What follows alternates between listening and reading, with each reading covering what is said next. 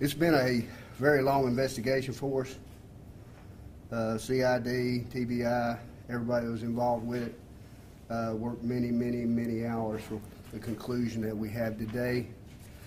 And today, the grand jury indicted a suspect for us in connection with the triple homicide occurring with 616 Friendship Court in Gray, Tennessee. Derek Benjamin Sells, age 33, of 400 Branch Road in Fall Branch, now faces multiple charges as a result of the shooting death of Robert and Kiana Vaughn and their unborn child. Investigators with Washington County and Tennessee Bureau of Investigation determined that Sells to be a suspect and that him and Robert Vaughn had had conversations that very night on the cell phone. And while we don't have an exact motive, and that still remains under investigation at this time, we believe the suspect took personal items from the house and from the home following the shooting. Investigators determined that the shooting took place on the 3rd of December and was not discovered until December the 4th. During that 24-hour period, 2 children were in the house, a 6-year-old boy and a 3-year-old little girl. Sweetest 2 children you'll ever want to meet. On Saturday the 9th, after developing Sells as a prime suspect, Washington County investigators worked with Sullivan County office to conduct surveillance on Mr. Sells. He was found to have an active violation of probation out of Sullivan County and out for his arrest, and was stopped and arrested by Sullivan County for the violation of probation and possession of a firearm by a convicted felon. When they stopped him, he had a .357 with him and a little bit of marijuana. Simple possession. Sells is incarcerated in Sullivan County Jail, no bond. Now that's where he was at, but about 30 minutes ago, he was booked into our facility here in Jonesboro. Following the Sells arrest, investigators served a search warrant at 400 Branch Road in Kingsport. That's where Sells was living at the time. Investigators seized many items that are in TBI's hands now, the lab, to see what we can find out about it. Working closely with District Attorney Tony Clark, a special grand jury was convened today. We appreciate that. Arraignments will soon be made to book him into the detention center. He is here already, and he has a $1 million bond. I would personally like to thank my guys, everybody that stayed out, kept us together, Tennessee Bureau of Investigation, the FBI, Sullivan County Sheriff's Office, and Kingsport Police Department, and also the 2nd Judicial District Attorney's Office in Sullivan County. This information was hard to come by. It took a lot of really good investigating on everybody's part, because we knew none of these folks. They were all from Kingsport, Sullivan County. So usually in something like this, we'll know some of the people. We knew none of these folks. So we really worked hard, to get where we're at. And I know when I get a call from some of you guys, I couldn't say anything, but I didn't want to do anything to put this investigation in jeopardy at all. We have any questions? What kind of relationship did Mr. Sells have with the Vaughns? They were the husband and him were friends, as far as we know, and they had been talking that evening back and forth on the phone and he told him he was going to come over. So that's what put us together on a lot of things that we had to investigate, because we knew at the time the shootings took place that he was at the house. So that led us to where we're at now. Was he seen in the area? Is that how? The couple came and found the parents, and this was just some good police work through phone records and everything else that we had to do. But it all came together, and we developed him as a suspect. And like I say, with Sullivan County, with their help and Kingsport, we wanted to get him in the car. So when he left, they pulled him over and arrested him. What kind of criminal background does he have, or does he? He was out of criminal court in Sullivan County for something, I'm not sure what it was, but it was no bond. So he has no bond in Sullivan County on a violation of probation out of criminal court. But as to those charges, I really don't know. It says some items were taken from the house that were later found at the sales house. You want to tell us what those items? Right now, we really don't want to due to the thing that we're still going to court. And this is still an active investigation. We're still working very hard to follow up everything that we need to follow up. We wanted to, for peace of mind of a lot of people, we sat down with General Clark, and he intervened the special call session because we wanted to give you guys some answers and the family some answers and some justice for those kids and for the unborn baby. Sheriff, what can you tell us about the children at this point? They were there when this happened. Yes, ma'am. What? They are with DCS, and Nikki, who's in criminal investigation, works good with them. So she's working to make sure the kids are fine and that everything goes good with them. I think maybe some relatives may have them. I'm not sure. But they're receiving whatever. Yes, ma'am. Assistance They're. Go ahead. Do you think they actually witnessed the shootings? From what we know, yes, ma'am. You said he's currently in this jail for Yes, ma'am. $1 million bond. $1 million bond on the charges. Let me, When his court date is, yeah. well, it will be determined on, he'll have an arraignment. But I didn't read you the charges. It's 3 counts of first-degree murder, 3 counts of felony murder, unlawful possession of a weapon, especially aggravated robbery, and aggravated child neglect. That's in your press release. Do you know if the children knew him? No, we don't. You said no.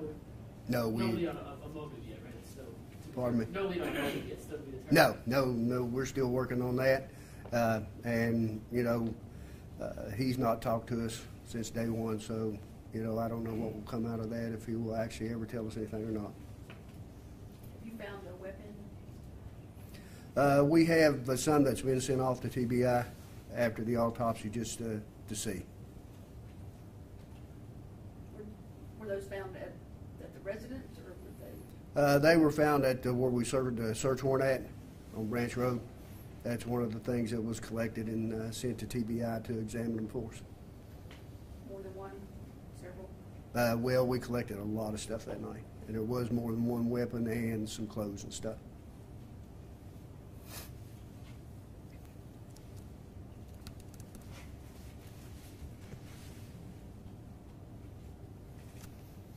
Hold up your breath, Tony. And all this came together for some very, very special investigating. And nobody left, nobody went home. We bought pizzas and ate them where we were at on the road. And it's just something that you have to be proud of when everybody comes together with the same mind. Just briefly, and I'll just add a little bit to what the sheriff has already said. My office was contacted within an hour or so by the sheriff's department and TBI when this occurred when the bodies were actually found on the 4th, I think it was. I cannot say enough about the cameras doesn't show all the people that are in here, but the sheriff's department, as the sheriff said, did not stop for a second until they had this, what we believe to be solved. Also, with the help of the TBI, from day one, they've been on this. I can't even count the number of search warrants that were developed and served on phones, phone records, homes, cars. All that was done. All that was done. Neighbors were talked to, and I can't say enough about the sheriff's department how much they did on this case. On the charges, I've already been asked by a couple of people on the unborn child in Tennessee. An unborn child is recognized as a person. So all the charges that we could charge the 2 adults as far as their killing, we included the child in that. The felony murders that we charged, and also the first-degree murder, being that the state of Tennessee and we all recognize that baby as being a person. So every charge that we could charge him with that was committed against the adults, we charge with the fetus as well, with the baby as well, because that's the law and that's what we believe in. There was also felony murder. We charged during the commission of a robbery, during the commission of a theft, and we also, the sheriff mentioned the two child neglect charges. We charged him because he left those children there with the parents that had been killed for at least 22 to 24 hours, and they were 3 and 6 years old. And they stayed there in the home that entire time without talking with anyone or being around anyone. We don't know about them being taken care of. We know they weren't. And so that's why we charged the two neglect charges as well. This morning I presented to the grand jury. We've not had a special grand jury in Washington County since the Harold Hawk Willis case 14 or so years ago. In talking with the sheriff and the TBI and the investigators, we thought it was warranted in this case to go ahead and call the grand jury in. Our next grand jury didn't meet for 2 to 3 weeks, so I called the judge last week, and she instructed the clerk's office to go ahead and notify our grand jury that had sat the last 3 grand juries, and we presented that case this morning. Detective Hagee presented that case along with myself, and the TBI was there for questions. So there was a true bill returned. That immediately, I walked that over to the judge. She set the $1 million bond, and as the sheriff said, he was picked up about 30 minutes ago. We're going to try to get him arraigned. The next reporting date we have is not till January the 26th or 27th. We're going to try to get him arraigned before that. So that's where things are right now from a legal standpoint. And Becky, you had asked about prior charges. His violation of probation had been outstanding for, I think, a year. And it was a violation for reckless aggravated assault, felony evading arrest. He also has prior drug charges, felony and misdemeanor both. But the VOP, the violation of probation, was for felony reckless endangerment and felony evading from law enforcement out of Sullivan County. And that's what was served on him when the sheriff said he was picked up. So you would consider him dangerous? Yes. Given his history, he ran from, I think it's either Sullivan County or Kingsport Police Department, and also reckless. I think there was an officer involved that was injured to some degree, but that's what he was on probation for when he was picked up. But they hadn't been able to find him? In speaking with General Staubus, I don't know, the violation of probation warrant was issued in November of 16. Why he'd not been picked up, I don't know. And he was living at this residence that the sheriff mentioned in Sullivan County, so I don't know if they'd attempted to serve him or not. And we did do some outstanding surveillance once we had him as a suspect to find out where he was at. When's the last time y'all had a triple homicide here? Excuse me? When's the last triple homicide? Unfortunately, it wasn't that long ago. We had the Daniel Henry that had killed his mother, father, and aunt, and that was here in Washington County, I think in 14? I think so. 13, 12, 2 years ago, 15. So that's a triple homicide we had there. We just had a double homicide in Irwin a month prior to this one, and I think Sullivan County had a triple homicide about a year ago. So this is our second in 2 years, just over 2 years. So, and as the sheriff said, tragic case. The kids were very well taken care of. They were left there alone, but as he mentioned, Detective Nikki, she took care of and talked to them and interviewed them. So as far as witnesses, we're still looking into that, but they were there and present, and when at least one of the parents was killed. Sheriff, cases like this are obviously not very easy, not only to not solve, they're not even easy to solve, but they're difficult emotionally for everybody involved. And of course that means the officers too, because everybody, people have kids and they relate to these situations. So how are your officers doing? They're doing good. Anything like this, an officer that's working it, it really takes your heart right out of your body. But what we have to do is we have to separate ourselves from the emotions all we can. And these guys, when you walk into their house and see 2 little kids, when you walk in there and see mom and dad laying there, and know that they were in there at least 24 hours before they were checked on by a friend that found them. That has to get a hold of it. It has to make you want to work as hard as you can work to get justice for them, and that's what we did. And is that what helped them so quickly with this arrest? We, I think all the guys, and Tony will tell you, we didn't stop.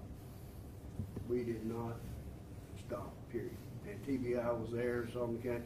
Everybody just was of one mind, and we would want to put this thing together and solve it. And when I first was called, I said, what do we have? And they said nothing.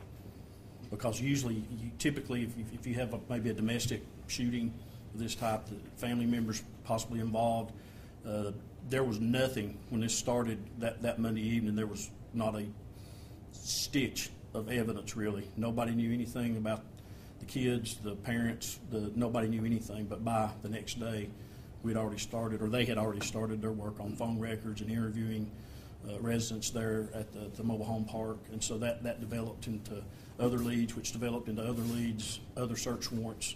And it was a very, very well done, extremely professional job in getting all of this done by the Sheriff's Department at TBI. Do you know if you'll seek the death penalty yet?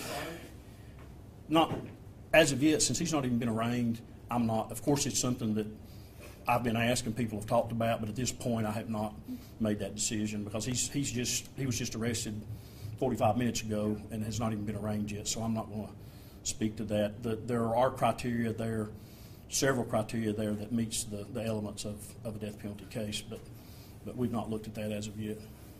You may have already answered this, but Derek Sells, was he the same man accused of driving a Kingsport police officer? Yes, that's him.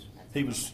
Officer attempted to stop the vehicle, and he drug the officer so far, and then the officer let go, and then he evaded the other officers that were in pursuit. So that's the charge that he had been convicted of and was on probation for. Then he had a prior felony drug charge a couple of years earlier, and he had several misdemeanors, but I don't know. But that's what he was on probation for, was those two charges. What do you think about that, Tony? Somebody on probation for that kind of violent crime. What does that say to you about our sentencing system? I think our sentencing system stinks, is what I think. And there's no truth in sentencing. We send people to jail for 15 years and are out in a year. I think it's horrible, which we tried to get our legislators to change for 10 years. And it's cases like that where a police officer could have been killed is drugged. We had the same thing with an officer here in Washington County, with Gary Dougherty, who gets 2 years and some probation. Our sentencing system stinks and needs to be changed. And, we tell our victims somebody's going to get 15, 20 years, and they spend 2 years in jail. So when these officers go out and work and put their lives on the line for those type cases, just like this man who drugged an officer and could have killed him, and he gets probation. Now, he may have spent some jail time, I don't know. And he had a prior record before that. I'm not going to speak for General Stahlbus. But then he's out for a year before he's picked up. Not until his name came up in this investigation was there an attempt to even serve. I don't think there was an attempt to even serve him. I don't know if they knew where he was at, but these guys found him in 2 days. So, I'm not knocking Sullivan County. I mean, these officers, the records division, I don't know, thousands of outstanding probation violations and attachments and child support, but this guy was running around, had apparently not reported for a year, and was out running around when this happened. Sheriff, from things I've seen on social media, it's appeared that the Bond couple had lots of friends in Kingsport here. Was he part of their circle? As far as we know, that's one reason why we want to do a special call session, so we could put a quietus, I guess I want to say, on all that social media that was hurting all the friends, because they will tell you one of the hardest things to do on a murder case is separate the people who really know something from the people who know nothing. They just want to be part of it. And that was hard for us because everybody we dealt with was from Kingsport, Sullivan County. We knew none of these folks when we started, but we interviewed every single solitary one of them. And you think announcing this arrest is going to help lead to other? We hope we do. Does. We called the family this morning and told them that he had been arrested, and I think they were relieved to know that there was some justice coming for their loved ones. And he was the only person involved that you know of, right? in this crime? As far as we know, yes, ma'am. That's one reason why we're still investigating, we're still going, we're still, you can't quit on something like this, because you will find something new, something you need to do almost every day. And so the guys are still digging, still working, still talking to one another, still talking to TBI, and anybody that has information that we don't have, give us a call. Give us a call and let us know. That it? You good? Any more questions? All right, guys, we appreciate Thank you y'all. being here.